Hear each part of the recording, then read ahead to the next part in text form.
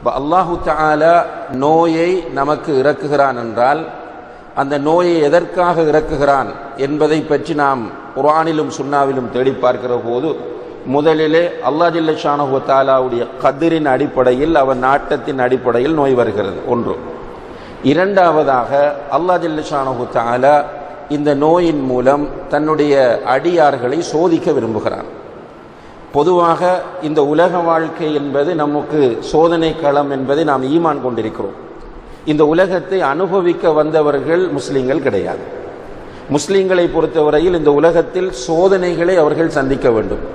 Abu சயீதுல் குத்ரி ரலியல்லாஹு அன்ஹு அவர்கள் சொல்கிறார்கள், ஒரு நாள் நபிகள் நாயகம் ஸல்லல்லாஹு அலைஹி வஸல்லம் அவர்கள் சுகைனமுற்றிருக்கிறார்கள் என்று கேள்விப்பட்டு அவர்களை பார்ப்பதற்காக நான் போயிருந்தேன். ஸல்லல்லாஹு அலைஹி வஸல்லம் அவர்கள் கடுமையான காய்ச்சலால் போத்தி கொண்டிருக்கிறார்கள். அப்போது நான் அவர்களுடைய போர்வைக்கு மேல் கையை வைத்து பார்த்தேன். அதற்கு மேல் கடுமையாக சுடுகிறது. காய்ச்சல் அதற்கு மேல் கடுமையாக காணப்படுகிறது.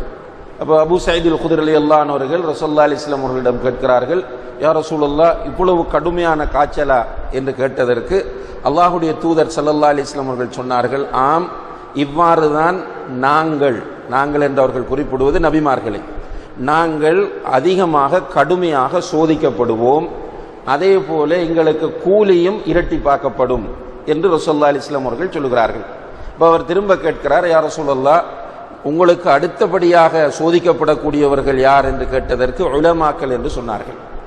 இப்போ என்னை போன்று இதற்கு அடுத்தபடியாக கடுமையாக சோதிக்கப்படக்கூடியவர்கள் இந்த சமுதாயத்தில் உள்ள உலமாக்கள் என்றார்கள். அதற்கு அடுத்தது யார் என்று கேட்டதற்கு சாலிஹூன், நல்லடியார்கள் என்று நபிகள் நாயகம் ஸல்லல்லாஹு அலைஹி வஸல்லம் அவர்கள் சொன்னார்கள். இப்போ ரசூலுல்லாஹி அலைஹி வஸல்லம் அவர்கள் சுகைனமுற்றிருக்கிறார்கள், கடுமையான காய்ச்சலுக்கு உள்ளாக்கப்பட்டிருக்கிறார்கள் என்பதை நம்ம பார்க்கிறோம். அப்போ அது ஒரு சோதனை. ரசூலுல்லாஹி அலைஹி வஸல்லம் அவர்களுடைய மரணத்தை நீங்கள் எடுத்து பார்த்தால் அவர்கள் ஹஜ்ஜுக்கு போய் வந்து வழமையாக அவர்கள் ஃபஜ்ர் தொழுகைக்கு பிறகு பக்கி என்கிற மையவாடிக்கு போவார்கள். போய் வருவது வழக்கம். ஒரு நாள் போய் வரும்போது அவர்களுக்கு திடீரென தலைவலி ஏற்படுகிறது. பிறகு அந்த தலைவலி காய்ச்சலாக மாறுகிறது. தொடர்ந்து அந்த காய்ச்சல் கூடிக்கொண்டே இருக்கிறது. எந்த அளவுக்கு ரசூலுல்லாஹி அலைஹி வஸல்லம் அவர்களுக்கு காய்ச்சல் கூடியது என்றால் அவர்களுக்கு பக்கத்திலே தண்ணீர் இருக்கிறது, அந்த தண்ணீரை தன்னை அறியாமலே மேலே ஊற்றிக்கொள்வார்கள். அந்த அளவுக்கு அவர்களுக்கு கடுமையான காய்ச்சல். அவ்வப்போது அவர்கள் அந்த வருத்தம் தாங்க முடியாமல் சொல்லுவார்கள், லா இலாஹ இல்லல்லாஹ் வ இன்ன லில் மௌத்தி லசக்கராத், லா இலாஹ இல்லல்லாஹ், மௌத்திற்கு இப்படி ஒரு சக்கராத் நிலை இருக்கிறது என்று சொல்வார்கள். இப்போ சஹாபாக்கள் கேட்கிறார்கள், யா ரசூலல்லாஹ், நீங்களும் இப்படி வருத்தப்படுகிறீர்களா என்று கேட்டபோது அல்லாஹ்வுடைய தூதர் சொன்னார்கள், இன்னி ஊஅகு கமா யூஅகு ரஜுலானி மின்கும், உங்களில் 2 மனிதர்கள் படுகிற கஷ்டத்தை நான் தனியே அனுபவிக்கிறேன் என்று சொன்னார்கள். இப்படி அவர்கள் கடுமையான நோயோடு இருந்துதான் மௌத்தானார்கள் என்பதை அவர்களுடைய சீராவை படிக்கிற போது நாம் காணலாம். அதே போல யாக்கூப் அலைஹிஸ்ஸலாம் அவர்கள் கடுமையாக நோய்வாய்ப்பட்டிருக்கிறார்கள். சுமார் 10 வருடங்களுக்கு மேல் அவர்கள் நோய்வாய்ப்பட்டிருந்தார்கள் என்பதை நாம் பார்க்கிறோம். நோய் தாங்க முடியாமல் அவர்கள் அல்லாஹ்விடத்திலே நேர்ச்சை செய்தார்கள். யா அல்லாஹ், என்னுடைய நோயை குணப்படுத்தினால் நான் விரும்பி குடிக்கக்கூடிய பானங்களை குடிப்பதை நிறுத்தி விடுவேன் என்று அவர்கள் நேர்ச்சி செய்ததாக ஹதீஸ்களிலே பார்க்கிறோம். அதே போல அய்யூப் அலைஹிஸ்ஸலாம் அவர்கள் கடுமையாக நோய்வாய்ப்பட்டார்கள் என்பதை பார்க்கிறோம். அப்ப நோய் என்பது உண்மையிலேயே ஒரு தண்டனை கிடையாது.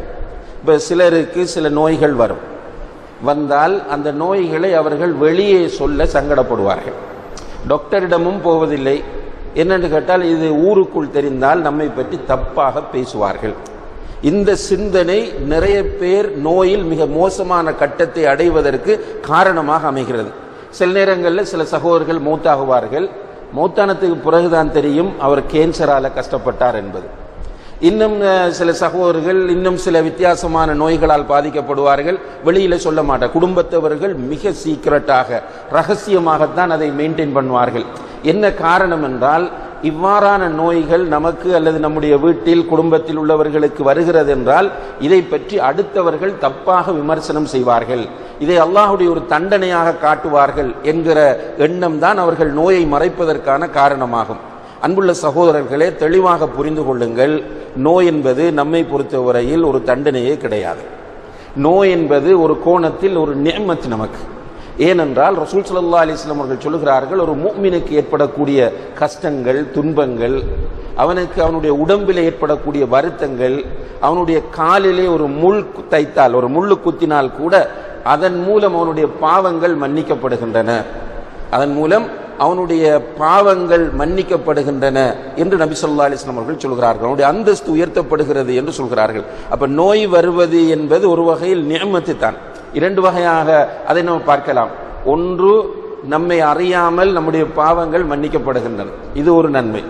இன்னமொரு பக்கம், நோய் வரும்போது நம்மை அறியாமலேயே நம்முடைய உள்ளம் அல்லாஹ்வோடு தொடர்பை ஏற்படுத்தும், அதிகமாக அல்லாஹ்வின் பக்கம் திரும்புவோம். இப்ப இந்த இரண்டு கோணங்களில் நாம் பார்க்கிற போதும் நோய் என்பது ஒரு ரஹ்மத், அல்லாஹ்விடமிருந்து கிடைக்கக்கூடிய ஒரு நிஅமத் என்பதை நாம் புரிந்து கொள்ள